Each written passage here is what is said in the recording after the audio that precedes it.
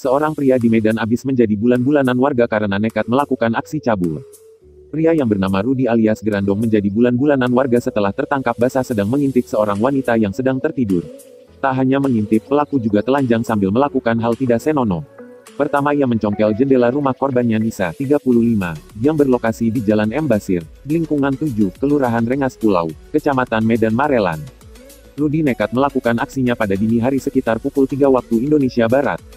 Berhasil membuka jendela rumah Nisa, Rudi langsung membuka celananya. Ia lalu melakukan aksi tidak senonoh tersebut sembari melihat anak Nisa yang saat itu tidur pulas. Aksi Rudi langsung kepergok oleh remaja sekitar yang sedang berkeliling kampung membangunkan orang untuk sahur.